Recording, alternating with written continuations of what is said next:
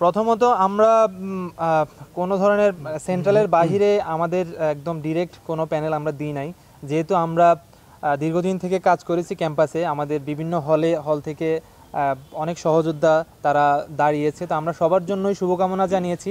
আমরা শুধুমাত্র সেন্ট্রাল যে রাজশাহী বিশ্ববিদ্যালয় কেন্দ্রীয় ছাত্র সংসদ নির্বাচন, এটারই প্যানেল আমরা ঘোষণা করেছি। আমরা কোনো হলে স্পেসিফিক প্যানেল দিই নাই, এটা মনে করছি না, কেননা ডাকসু এবং ঢাকা বিশ্ববিদ্যালয়ের অবস্থান এবং রাজশাহী বিশ্ববিদ্যালয়ের অবস্থানটা টোটালি ডিফারেন্ট আর কি। তো সেই জায়গা থেকে আমরা আশাবাদী এবং ডাকসুর প্রভাব এখানে উল্লেখযোগ্য হারে পড়বে বলে আমার ব্যক্তিগত জায়গা থেকে মনে হচ্ছে না। এখন অবধি আমরা যে পূর্ণাঙ্গ প্যানেল ওইটার সদস্য 18 জন, 23 সদস্যের মধ্যে আমরা 18 সদস্য ফাইনাল করেছি।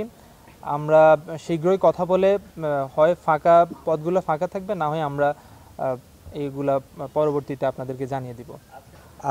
আমাদের শুরু থেকে হচ্ছে অনেকগুলো বিষয় নিয়ে আমরা জানাইছি। আমাদের যে জায়গাগুলোতে হচ্ছে মনে হয়েছে, অসঙ্গতি মনে হয়েছে, তার মধ্যে একটা জিনিস হচ্ছে যে হলগুলাতে যেভাবে হচ্ছে আপনার যে ব্যালট নাম্বার দেওয়া হয়েছে, এটা নিয়ে আমরা সাধারণ শিক্ষার্থীদের মধ্যে হচ্ছে অনেকগুলো অসঙ্গতি বলে মনে হয়েছে আর কি।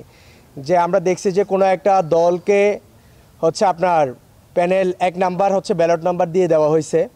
তো এই জিনিসগুলো নিয়ে অনেকের মনের মধ্যে অনেক বিভ্রান্তি দেখা গেছে।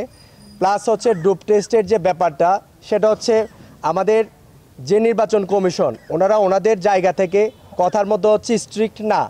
যে ডেটটা তারা ফিক্সড করছে, দেখা যাচ্ছে বিভিন্ন কারণে তারা সেটা বারবার হচ্ছে চেঞ্জ করতেছে এবং শুরু থেকেই সেটা হয়ে আসতেছে।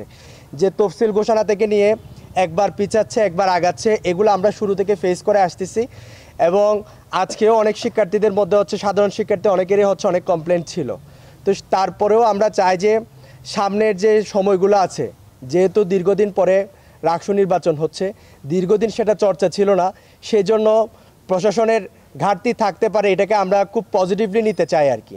তো আরও আগামী 10 থেকে 15 দিন যে সময়টা আছে, এই সময়ের মধ্যে ওনারা ওনাদের নিজেদেরকে আরও অনেক বেশি প্রিসাইসলি হচ্ছে নিজেদেরকে সংগঠিত করবেন এবং নির্বাচনটা যাতে কোনো বিতর্ক না হয়, নিরপেক্ষ জায়গা থেকে ওনারা পরিচালনা করবেন বলে আমরা ধারণা রাখতেছি। সেই ক্ষেত্রে আমরা আমাদের জায়গা থেকে সর্বোচ্চ সহযোগিতা করার জন্য আশ্বস্ত করছি নির্বাচন কমিশনকে।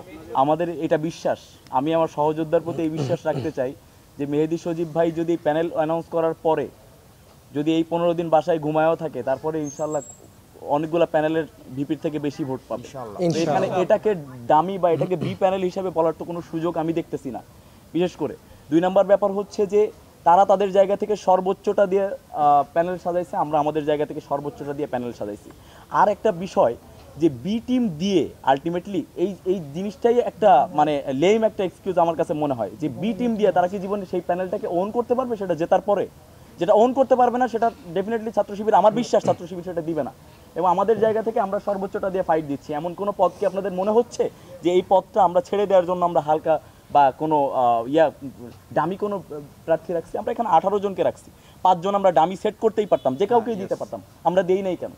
আমরা সর্বোচ্চটা দিয়ে ফাইট দিতে চাই রাজশাহী বিশ্ববিদ্যালয়ে।